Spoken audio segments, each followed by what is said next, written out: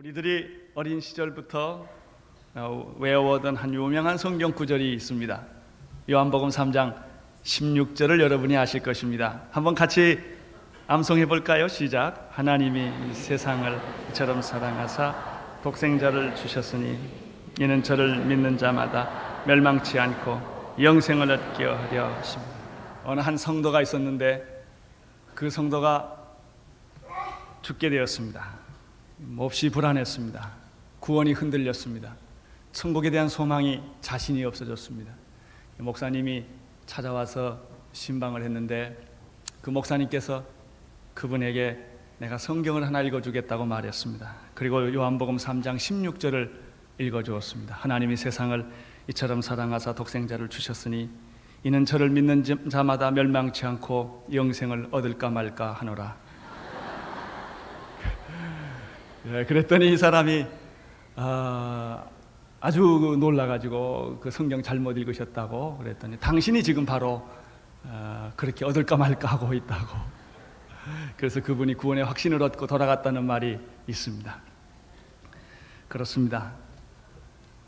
우리 하나님께서는 우리를 사랑하셔서 세상을 사랑하셔서 독생자 예수 그리스도를 우리에게 보내주셨고 그분을 십자가에 죽게 하심으로 우리를 구원하여 주셨습니다.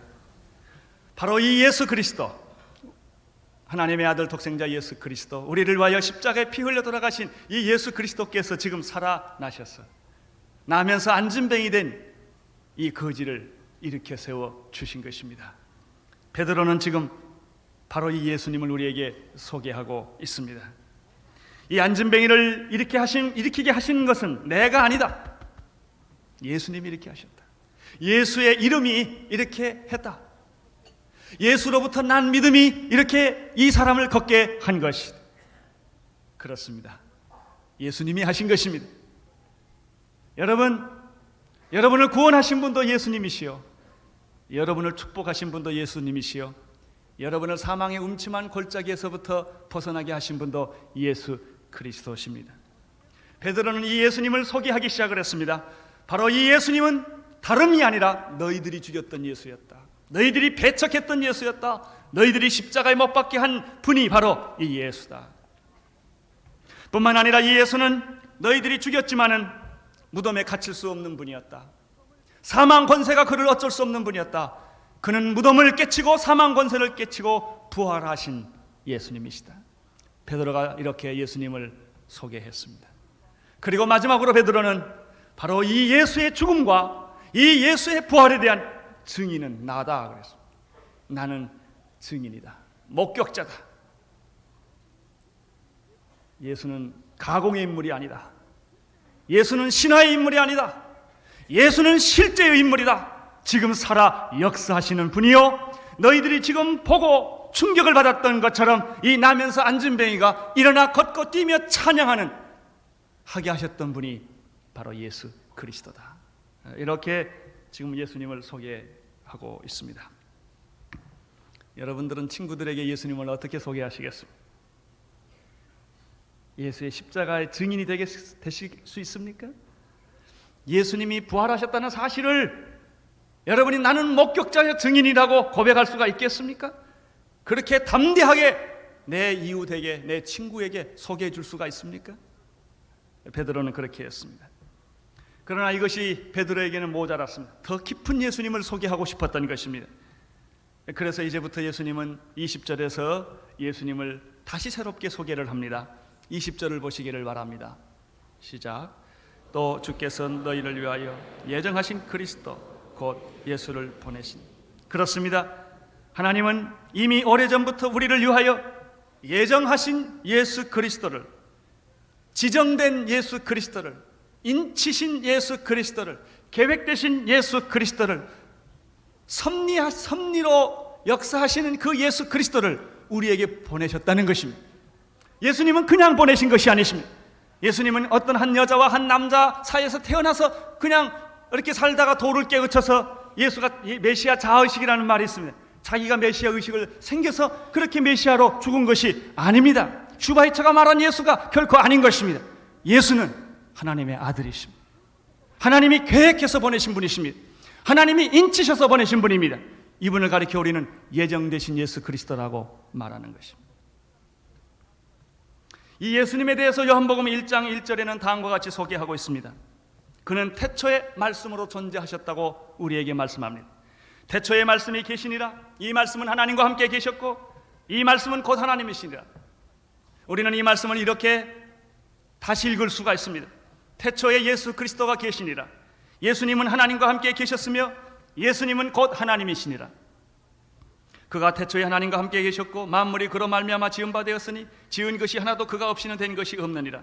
그렇습니다. 예수님은 태초에 하나님과 함께 계셨고 만물은 예수로 말미암아 지은 바 되었으며 지어진 것이 하나도 예수님 없이는 된 것이 없습니다. 이것이 바로 사도 요한이 우리에게 소개해 주신 예수 그리스도십니다. 예수 그리스도는 우연히 태어나신 분이 아닙니다. 예수가 스스로 태어나서 내가 구세주다 메시아로 자식하신 분이 아니십니다. 그분은 하나님의 예정되신 분이요 계획된 분이요 예정되신 예수 그리스도였습니다. 빌립보서 2장 6절에는 예수님을 이렇게 소개하고 있습니다. 그는 근본 하나님과 본체시나 하나님과 동등됨을 취할 것으로 여기지 아니하시고 오히려 자기를 비어 종의 형체를 가져 사람들과 같이 되었고 사람의 모양으로 나타나셨음에 자기를 낮추시고 죽기까지 복종하셨으니 곧 십자가에 죽으심이라. 내 설교를 여러 번 들어보신 분들은 내가 이 빌립보서 2장 6절 이하의 말씀을 얼마나 자주 인용한가를 알 수가 있을 것입니다. 예수님에 대한 얘기가 나올 때마다 나는 이 말씀을 인용을 합니다. 그렇습니다. 그는 근본 하나님이셨습니다. 그러나 하나님됨을 포기하시고 인간이 되셨습니다. 여러분, 하나님의 위대성은 하나님 자신을 포기하고 하나님이 인간이 되었다는 데 있는 것입니다.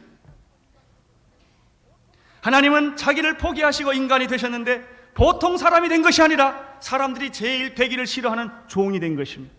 사람들은 누구든지 다 높아지기를 원합니다. 훌륭해지기를 원합니다. 그러나 그리스도께서는 인간에게 오실 때 가장 낮은 자리에 오셨습니다. 말구에 오셨습니다. 천한 신분으로 오셨습니다. 종으로 오셨습니다. 그분이 예수 그리스도십니다.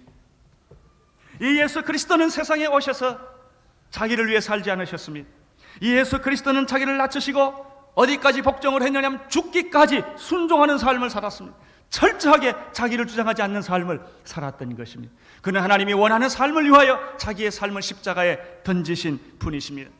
그러나 그가 십자가에 죽을 때 폭력이나 반항으로 죽은 것이 아닙니다. 어떤 사람은 분신 자살합니다. 어떤 사람들은 자살조가 있습니다. 그러나 그런 것이 아닙니다. 이 사람은, 이 예수는 스스로 기쁨으로 겸손하게 십자가에 못 박혀 죽으신 분이 예수 그리스도십니다. 이 예수님에 대해서 세례 요한이 요한복음 1장 29절에서 이렇게 말을 했습니다. 그가 광야에서 제자들과 함께 석청을 먹고 메뚜기를 먹고 낙타 허리띠를 띠고 이렇게 참 놀라운 참 그 의로운 삶을 살고 있었는데 거기에 지나가는 예수 그리스도를 보게 되었습니다. 그때 세례 요한이 보라, 세상죄를 지고 가는 하나님의 어린 양이로다. 세례 요한은 성령을 받았습니다. 성령의 통찰력을 보았습니다. 그리고 거기 나타난 한 남자를 보았습니다. 그는 보통 사람이 아니었습니다. 그의 본신은 하나님이었던 예수를 그가 본 것입니다. 보라, 세상죄를 지고 가는 죄 없으신 예수 그리스도, 모든 인류의 죄를 대신 지시는 예수 그리스도를 보라. 로마서 5장 8절에서는 사도 바울이 예수님에 대해서 이렇게 말하고 있습니다. 우리가 아직 죄인 되었을 때 그리스도께서 우리를 위하여 죽으심으로 하나님께서 우리에 대한 자기의 사랑을 확증하셨느니라. 이 말씀을 읽다 예수 믿은 사람이 얼마나 많은지 아십니까? 많은 사람이 이 말씀 앞에 꼬꾸라지는 것입니다. 선인을 위하여 죽은 사람은 착한 사람을 위해서 대신 죽는 사람이 있을 수 있습니다. 의로운 사람을 위하여 간혹 어떤 사람이 죽을 수 있습니다. 그러나 누가 죄인을 위하여 죽는다는 말입니까? 누가 죽어 마땅한, 이 세상에는 존재해서는 안 되는 그런 인간을 위하여 대신 죽어줄 수 있다는 말입니까? 이 말씀을 들을 때 충격을 받는 것입니다. 나 같은 죄인을 위하여, 그렇다, 아무도, 모든 사람은 훌륭한 사람, 위인, 성자를 위해서는 희생할 수 있으나 죄인을 위해서 희생하는 사람은 없다. 예수는 죄인을 위하여 죽으셨다. 여러분은 예수님을 누구라고 생각하십니까? 여러분은 예수님을 어떻게 소개하시겠습니까? 세례 요한은 보라, 세상죄를 지고 가는 하나님의 어린 양이라고 말했습니다. 여러분은 무슨 말씀을 하겠습니까? 예수님에 대해서 침묵하시겠습니까? 예수님에 대해서 아무 할 말이 없는 사람들입니까? 우리는 내 심장을 다 도려내서라도 토해서라도 우리는 그 예수를 말해야 합니다. 그 예수를 선전해야 합니다. 그 예수를 선포해야 합니다. 이렇게 하신 것은 내가 아니라 예수님이 이 안진뱅이를 일으켜 세웠다고 베드로는 선포했습니다. 뿐만 아닙니다. 그 예수님은 나의 주님이라고 말한 것입니다. 그 예수는 나를 위해 십자가에 피 흘려 돌아가실 뿐만 아니라 부활하셔서 지금 우리와 함께 계시는 분이십니다. 예수님은 살아계십니다. 우리는 어저께 목동에서 참 은혜를 많이 받았습니다. 여러분이 아시다시피 비가 얼마나 많이 왔습니까? 경배와 찬양, 가족 찬양을 목동에서 하겠다고 다 선전을 해놨고 기도했고 그랬는데 비가 오니 어떡합니까? 저도 사실은 좀 염려를 했어요. 가기 전에 교회에다 전화했어요. 경배와 찬양 오늘 포기한 거 아니냐고 물었어요. 그랬더니 우리 교회 전화 받으신 우리 자매님이 포기는요 계속 한대요. 그냥 그대로 제 시간에 그대로 한답니다. 그래서 빗속에 어머니를 모시고 갔습니다. 정말 비가 많이 오고 있었고, 그렇지만 놀라운 사실은 그 빗속에서도 사람들이 많이 모이고 있었다는 사실입니다. 우리의 찬양하고 싶은 열정을 비가 막을 수가 없었습니다. 찬양을 하고 있을 때 우리 영화 장로님이 기도하시고 제가 설교를 바로 시작할 무렵에 하늘을 보니 하늘에서 빛이 비치기 시작을 했습니다. 그렇게 비 오다가 하필이면 그 시간을 택해서 비를 멈추게 하실까? 하나님은 우리를 시험하고 계셨던 것 같아요. 비가 그때부터 멈추기 시작하더니 슬슬 비가 없어지기 시작. 먹구름이 꽉 꼈지만은 환한 빛이 우리 목동 경기장을 가득 채우는 것을 볼 수가 있었습니다. 우리 하나님은 안진뱅이를 일으키시고 필요하면 비도 먹게 해주시는 하나님을 찬양합니다. 그러다가 보니까 연예인교회 시절에 한 자매님이 생각이 납니다. 예수 간 믿은 어떤 자매님이 있었습니다.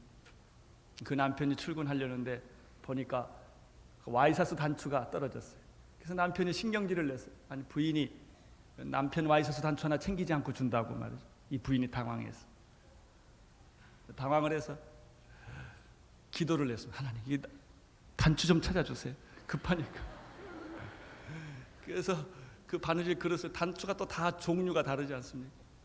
단추 좀 참아주세요 하고 또 잡아봤더니 꼭 그 단추가 잡히더래요.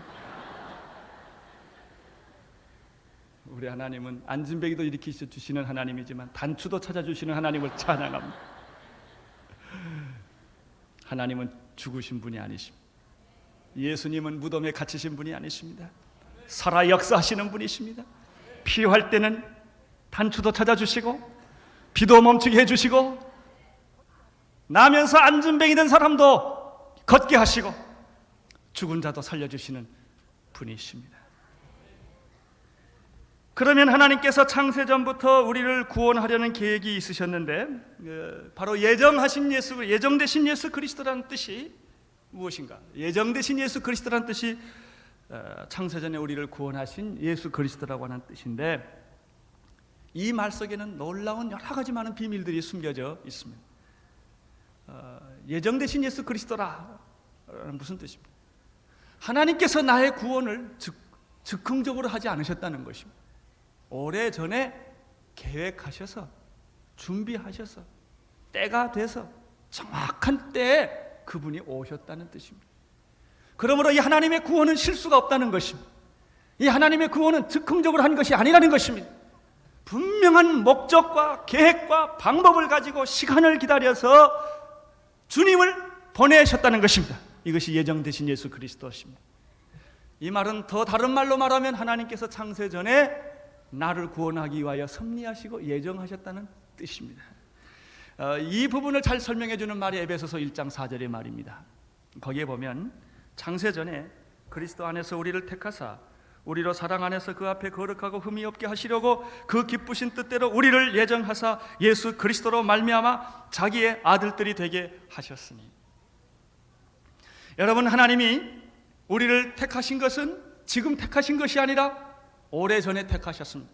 내가 하나님을 사랑한 것이 아니라 내가 하나님을 몰랐을 때도 하나님을 나를 사랑하셨고 내가 하나님을 택하지 않았을지라도 하나님은 미리 나를 택하여 주셨던 것입니다. 이것이 하나님의 사랑입니다. 언제 하나님이 나를 택했느냐? 사도 바울이 예수를 알고 보니까 예수를 죽이고 핍박하고 예수를 믿는 사람들을 잡아다니려고 하는 것이 사도 바울의 신앙이었는데, 그가 다메섹 도상에서 예수 그리스도를 만난 이후에, 그가 예수를 체험한 이후에, 성령이 그에게 함께한 이후에, 눈에 비늘이 떨어진 이후에 그의 생각이 달라지기 시작을 했습니다. 여러분, 예수님을 만나면 과거가 해석이 됩니다. 멈추어졌던 과거, 잊혀졌던 과거, 해석할 수 없었던 나의 과거가 하나씩 하나씩 설명되어지고 보여지기 시작을 합니다. 아, 그래서 하나님은 나를 아프게 하셨구나. 그래서 하나님은 나에게 사업에 실패를 하게 하셨구나. 제가 예수님을 만난 어떤 분은 이렇게까지 고백을 합니다. 내가 이혼을 안 했더라면 예수를 못 만났을 거예요. 이혼하게 된 것까지도 해석할 수가 있었습니다. 그렇습니다. 내가 이런 환경에서, 이렇게 어려운 가운데서 태어났던 것은 바로 그리스도 안에 있을 때 눈을 뜨게 되는 것입니다. 그 많은 남자 중에서 하필이면 우리 아버지가, 그 많은 여자 중에서 하필이면 우리 어머니가 만날 게 뭐란 말입니까? 아마 선도 많이 봤을 텐데 두 분이 결혼하셔서 그렇게 아기를 낳을 수 있는 확률이 얼마나 많이 있겠습니까? 그런데 하필이면 왜 내가 걸렸습니까? 왜 내가 여자로 태어나지 않고 남자로 태어났습니까? 왜 내가 거기 있지 않고 여기 있으며, 내가 500년 전에 태어났지 않고 지금 태어났으며, 내가 왜 미국 땅에 태어났지 않고 한국 땅에 지금 이 시점에 이 시간에 내가 존재하는가? 알 수 없는 신비입니다. 여러분, 그러나 예수 그리스도를 알게 되면 그 신비가 풀리기 시작을 합니다. 그래서 우리 할아버지가 만났구나. 그래서 나를 하나 만들기 위하여 그 많은 정자 중에서 하필이면 그게 걸린 거예요. 이 확률은 우리가 상상할 수 없는 것입니다. 우리의 아버지의 아버지가, 그렇지, 우리 아버지의 아버지가, 그렇지, 나 하나 만들려고 우리 아버지의 아버지가 만나셨구나. 얼마나 놀라운 신비입니다. 사도 바울은 이 신비를 느끼다가 아담과 이브 때, 아니야, 그것도 아니다, 세상이 창조되기 전에 하나님이 나를 택하셨다, 여기까지 간 겁니다. 여러분에게 이런 고백이 있습니까? 하나님이 여러분을 택했다는 고백이 있습니까? 아니면 어쩌다가 세상에 태어났다고 생각하십니까? 어쩌다가 세상에 실수로 태어난 사람은 자살할 수밖에 없는 인생입니다. 무엇 때문에 사는 것입니까? 인생의 의미가 어디에 있는 것입니까? 그러나 하나님께서 나를 계획하시고, 나를 예정하시고, 나를 준비하셔서 오늘 이 시점에서 예수를 알게 하신 것입니다. 자, 이렇게 되면 이 예정되신 그리스도가 어디로 가는 줄 아십니까? 내 과거를 이렇게 섬세하게 섭리하신 그리스도는 분명히 나의 미래도 분명하게 설계하고 계실 것이다. 미래에 대한 안심함이 생깁니다. 그래서 예정교리의 결론은 안심입니다. 마귀가 아무리 나를 요동해서 내 영혼을 뺏어가려 할지라도 나를 빼앗을 수가 없다. 나는, 내 인생은 실패할 수가 없다.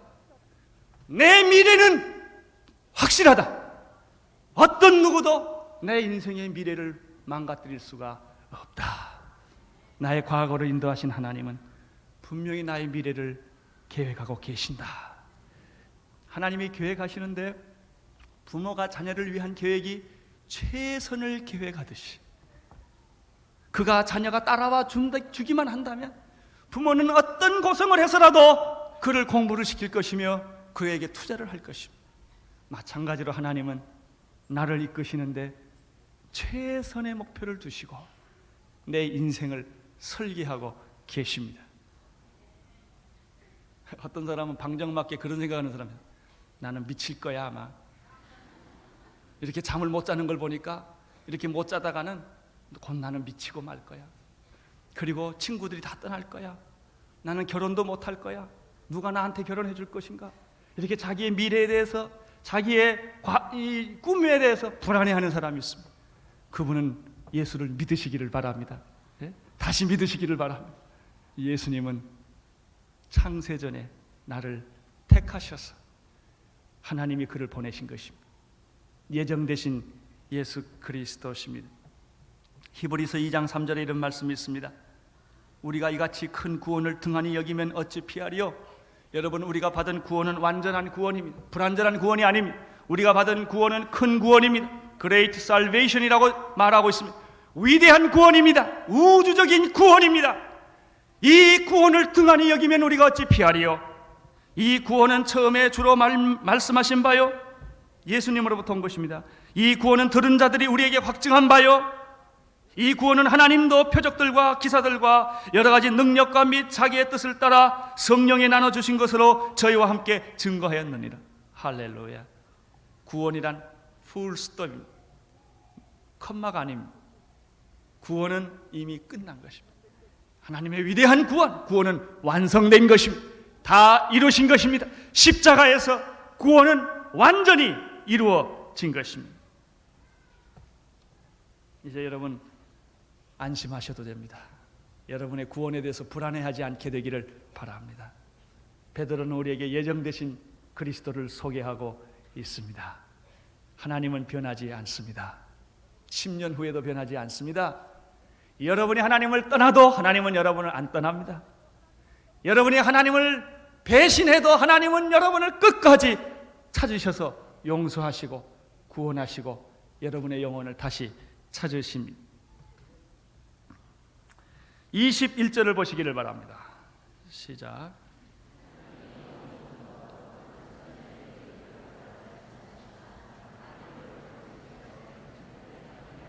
하나님께서는 영원 전부터 만유를 회복하실 때까지, 영원 전부터 만유를 회복하실 때까지 이 놀라운 구원을 우리들에게 계속하시는 것입니다. 두 번째, 베드로는 예정되신 예수 그리스도를 소개하고 난 이후에 베드로는 예수 그리스도를 모세와 다윗과 아브라함과 연결시켜서 말씀하고 있습니다. 이미 모세가 예언했던 것입니다. 모세가 말한 예수 그리스도입니다. 다윗이 말한 메시아였습니다. 아브라함이 복의 근원으로서 우리에게 주었던 바로 그것이 아브라함에게 말씀하셨던 그 메시아가 예수 그리스도라는 것입니다. 첫째, 모세와 관련해서 예수님을 소개하고 있습니다. 22절과 23절입니다. 시작.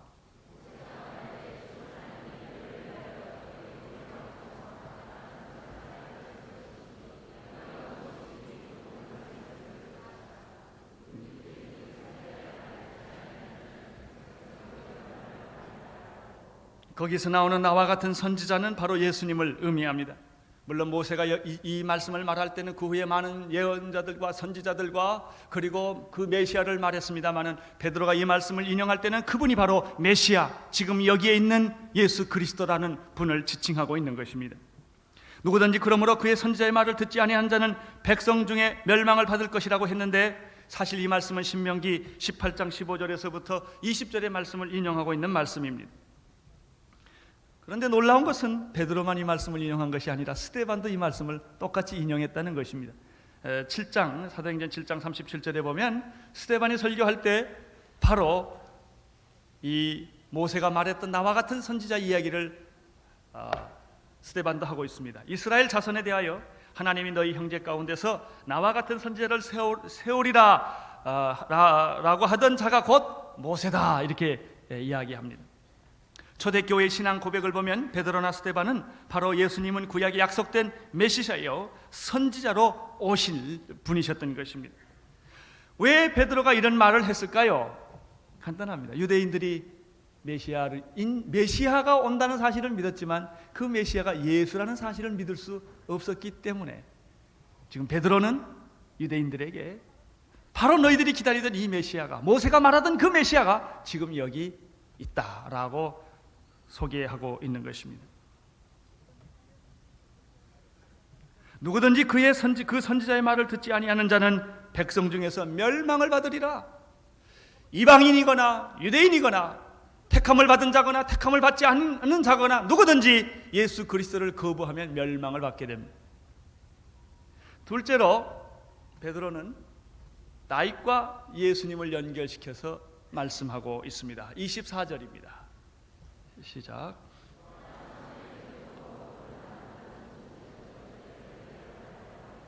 예, 사무엘 때부터 om으로 말한 모든 선지자란 바로 그가 기름 부어 세운 다윗과 그 이후에 나오는 모든 선지자들을 의미합니다. 특별히 다윗의 왕국이 세워지는 것에 대한 말씀을 여기서 말하고 있습니다. 여러분, 예수님은 어떤 분이시냐 하면 육체적으로는 다윗의 혈통에 나신 분이십니다. 다윗의 가문에 태어난 분입니다. 로마서 1장 3, 4절에 보면은 아주 분명하게 여기에서 말하고 있습니다. 아들로 말하면, 이 아들 예수로 말하면, 육신으로는 그 육신의 족보를 따져보면 다윗의 혈통에서 나셨다라고 말하고 있습니다. 그러나 성결의 영으로 말한다면, 인스피릿, 영으로 말한다면 죽은 자 가운데서 부활하여 능력으로 하나님의 아들로 인정되셨으니 곧 우리 주 예수 그리스도시니라. 그분이 예수입니다. 베드로는 예수님을 모세가 바로 말했던 그 선지자로 이야기를 하고 있습니다. 베드로는 이 예수가 바로 다윗의 혈통에서 나신 예수 그리스도였다라고 말하고 있습니다. 예수님의 족보가 쓰여진 마태복음 1장 1절을 기억하십니까? 한번 외워보실까요? 아브라함과 다윗의 자손 예수 그리스도의 세계라. 구약의 선지자 나단은 사무엘하 7장 12절에서 16절에서 바로 이 다윗 왕국에 대해서 예언을 했는데, 영원히 견고할 것이다. 이 위는 영원할 것이다. 다윗의 위는, 다윗의 통치는 영원할 것이다. 물론 다윗의 왕국은 없어졌습니다. 그러나 다윗의 자손인 예수 그리스도의 왕국은 영원한 것입니다. 하나님의 나라는 영원한 것입니다. 이 예언은 바로 메시아인 예수 그리스도를 통하여 성취된 것입니다. 세 번째, 베드로는 이 예수님을 아브라함과 관련해서 우리들에게 소개하고 있습니다. 25절입니다. 시작.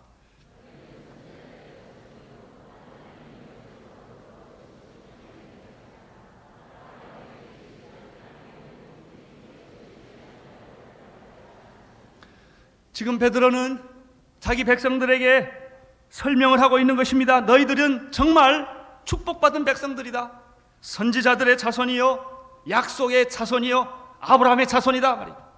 이 모든 모세와 다윗과 아브라함에게 주었던 약속이 바로 너희 것이다 말이죠. 생각해 보십시오. 이스라엘 백성이 가졌던 축복이 얼마나 크고 위대하며 얼마나 영광스러운 것인가를 우리는 아무리 설명해도 설명이 부족할 것입니다. 그만큼 이스라엘 백성은 큰 축복을 받았습니다. 그러나 그렇게 큰 축복이 큰 저주로 변하고 말았던 것입니다. 왜? 메시아를 거부했기 때문에. 그래서 이스라엘 역사를 보십시오. 그 민족은 인류 역사에서 가장 비참한 민족이 됐던 것입니다. 사실 노벨 평화상을 탔던 많은 사람들의 반은 유태인들입니다. 많은 발명가, 철학자, 위대한 사람들은 다 유태인들이었습니다. 그렇지만 메시아를 거부한 그 민족은 이 인류 역사상 가장 비참한 나그네의 삶을 살았다는 것입니다. 디아스포라가 되었습니다. 나라를 잃어버렸습니다. 가장 큰 축복이 가장 큰 저주로 변한 것입니다. 여러분, 세상에서 제일 미움받는 민족이 하나 있다면 이스라엘 백성들일 것입니다. 그는 전 인류를 대표해서 60만 명을 학살을 당한 민족이었습니다. 메시아를 거부했던 일이 얼마나 쓰리고 아픈 일이었던가를 알 수가 있습니다. 그러나 하나님은 이스라엘을 결코 포기하고 버리신 것이 아닙니다. 그들을 미워하신 것이 아니었습니다. 하나님은 그들을 다시 구원하시기를 원하십니다. 이스라엘 백성들이 이러한 역사적 비참한 운명에 빠지게 된 것은 그들이 메시아를 거부했기 때문인데, 그 메시아를 거부했기 때문에 복음이 이방인에게로 갈 수가 있었고 많은 이방인들이 구원을 받게 된 것입니다. 창세기 12장 2절에 보면은 내가 너로 큰 민족을 이루고 내게 복을 주어 내 이름을 창대케 하리니 너는 복의 근원이 될지라 라고 말했습니다. 바로 이것이 아브라함의 자손의 축복입니다. 이 축복이 이스라엘에게 있었습니다. 그러나 그들은 메시아를 거부해서 이 축복이 이방인으로 흘러넘쳐 들어오게 된 것입니다. 그러므로 아브라함이 예언한 이 축복은 바로 예수 그리스도를 믿는 모든 이방인들에게도 이 축복이 동일하게 역사된 것입니다. 3절에 보면 너무나 놀라운 축복이 있습니다. 그 출애굽기 창세기 12장 3절에 보면 너를 축복하는 자에게 내가 복을 내리고 너를 저주하는 자에게 내가 저주하리니 땅의 모든 족속이 너를 인하여 복을 얻을 것이라. 여러분, 이런 축복이 세상에 어디 있겠습니까? 누가 말이죠, 내 이름을 가지고 욕을 하면 망하게 될 것입니다. 누가 내 이름을 가지고 축복을 하면 복을 받게 될 것입니다. 만약 그렇다면 이게 얼마나 놀라운 일이겠습니까? 너는 복의 근원이 될 것이다. 여러분, 이러한 축복을 하나님은 이스라엘에게도 주셨지만은 예수 그리스도로 말미암아 모든 이방인들에게 이 축복을 다 준 것입니다. 나는 여러분들이 이 축복을 소유하게 되기를 바랍니다. 이 얼마나 참 예수님을 믿는 긍지와 축복인지 모릅니다. 나 때문에, 나 한 사람 때문에 오늘 우리 민족이 살 수 있게 되었다. 어떤 한 예수 잘 믿는 여자가 예수 안 믿는 집에 시집을 갔는데 그 여자가 그 집의 복의 근원이 될 수가 있습니다. 주 예수를 믿으라, 그리하면 너와 내 집이 구원을 얻으리라. 그 한 여자가 고난을 겪고 어려움을 겪으면서 그 집에서 참으로 순교자 같은 삶을 삶으로써 그 가정이 다 구원받을 수가 있다면 그 여자는 그 가정의 복의 근원이 될 것입니다. 여러분, 오늘 이 교회는 이 민족의 복의 근원이 될 수가 있습니다. 나는 그렇게 믿습니다. 정말 우리들이 이 사실을 믿고 경건하고 거룩하게 진실하게 그렇게 우리가 정말 주님의 뜻대로 산다면 우리는 이 민족을 살릴 수 있는 불씨가 될 것입니다. 우리는 이 사회를 변화시킬 수 있는 불씨도 될 것을 믿습니다. 이 복의 근원입니다. 나는 여러분들이 복의 근원이 되기를 바랍니다. 여러분의 친구 사이에서도, 여러분의 직장에서도, 이 사람이 내 직장에 하나 들어오더니 이 사람이 복덩어리예요, 복덩어리.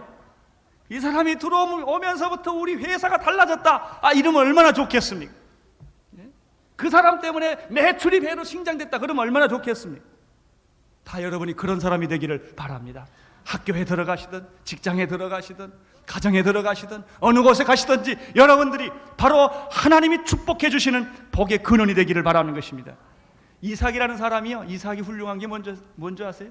이삭은 샘을 팔 때마다 물이 잘 나옵니다. 그 구약을 가만 보세요. 그 당시에 샘을 판다는 것은 굉장히 어려운 일이었어요. 파도 물이 나올지 안 나올지 몰라. 요즘 뭐 신부님이 이렇게 하는 것처럼 하는 것도 아니고 말이죠. 어디다 이거 파야 되느냐. 그런데 이삭이 지정해서 물을 파면 물이 나옵니다. 그러면 사람들이 뺏어갑니다. 또 팝니다. 또 뺏어갑니다. 그게 이삭이었어요. 여러분들이 가는 곳마다 나는 이런 아브라함의 축복이 있게 되기를 바랍니다. 그렇습니다. 바로 베드로는 지금 이 이야기를 하고 있는 것입니다. 아브라함에게 이르기를 땅의 모든 족속이 너희 씨를 인하여 복을 받으리라 하셨다 하는 것입니다. 이렇게 이제 베드로는 예수님을 모세의 예언과 다윗의 예언과 아브라함의 예언, 축복과 연결시켜서 바로 이분이 예수 그리스도시다. 내가 믿는 예수 그리스도다. 26절을 보시기를 바랍니다. 시작.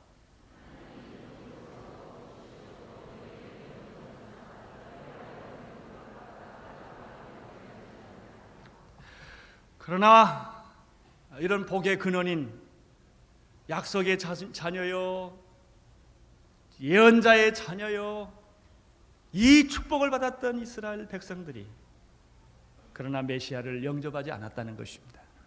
그래서 이 메시아는, 이 축복은 이방인으로 흘러넘쳐 들어가게 된 것입니다.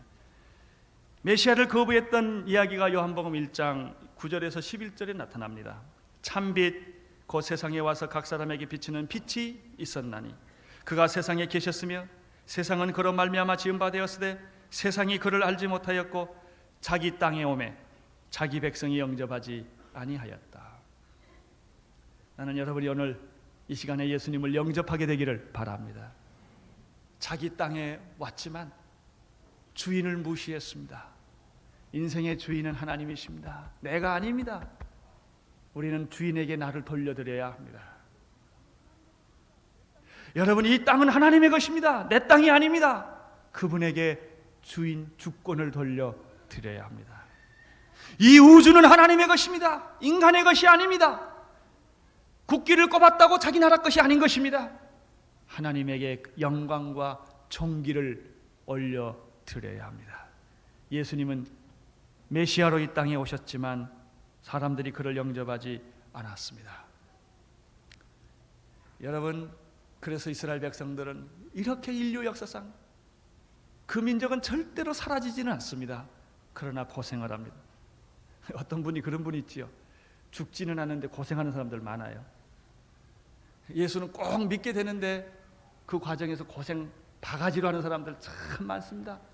그런 분이 안 되기를 바랍니다. 여러분, 이스라엘 백성도 메시아를 거부하면 그렇게 고생을 하는데 하물며 이방인들 우리들에게는 예외가 있겠습니까? 없습니다. 여러분, 우리가 예수를 믿지 않는다면 어디 하나님의 긍휼을 바랄 때가 있겠습니까? 이스라엘 백성도 고생을 했는데 이방인들이 살 길은 그분의 말을 듣는 길밖에 없습니다. 그분을 영접하는 길밖에는 없습니다. 이것이 우리가 살 수 있는 유일한 길입니다. 하나님께서 이스라엘 백성들을 거절하셔서 복음이 이방인에게로 오게 하신 그 이유는 우리를 살리시기 위함입니다. 로마서 11장 11절에 이스라엘의 실적이 곧 이방인의 구원이 되었고 저희의 실패가 이방인의 부요함이 되었다라고 말하고 있습니다. 로마서 11장 25절에는 이 비밀은 이방인의 충만한 수가 들어오기까지 이스라엘에 들어는 완악하게 하신 것입니다. 그래서 이제 우리들에게 이 구원이 온 것입니다. 그러나 하나님은 이스라엘을 버리지 않습니다. 그분을 반드시 다시 회복하시고 구원하십니다.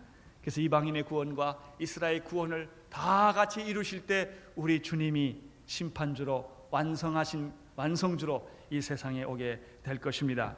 26절을 한번 다시 또 읽겠습니다. 시작.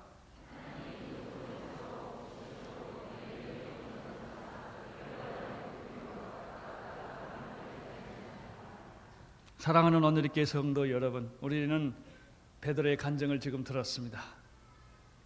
예수는 안진뱅이를 일으켰던 분은 바로 예수다. 그분이 바로 너희들이 죽였던 예수다. 그런데 너희가 죽였지만 그분은 다시 살아나셨다. 내가 이 일의 증인이다. 그런데 그 예수는 예정되신 예수 그리스도였다. 모세가 말한 그분이셨다. 다윗이 말한 그분이셨다. 아브라함에게 주었던 축복이 바로 그분이시다. 이 분을 영접하라. 이분 앞에 여러분들이 돌아와라. 너희로 하여금 돌이켜 각각 그 악함에서 돌아오게 하셨다. 오늘 여러분, 이 말씀이 여러분에게 축복이 되기를 바랍니다. 그분은 우리의 구세주이십니다. 그분은 죽으신 분이 아니라 살아계신 분이십니다. 지금 역사하셔서 여기에 계시는 분이십니다. 그분에게 영광과 찬양과 존귀를 올려 돌리십시오. 기도하겠습니다. 하나님 아버지, 오늘 풍성한 은혜를 예배해 주심을 감사합니다. 찬양을 주시고 예수님을 보여주시니 감사합니다. 우리 안에 예수님이 풍성히 거하게 하여 주시옵소서. 예수님 이름으로 기도드리옵나이다.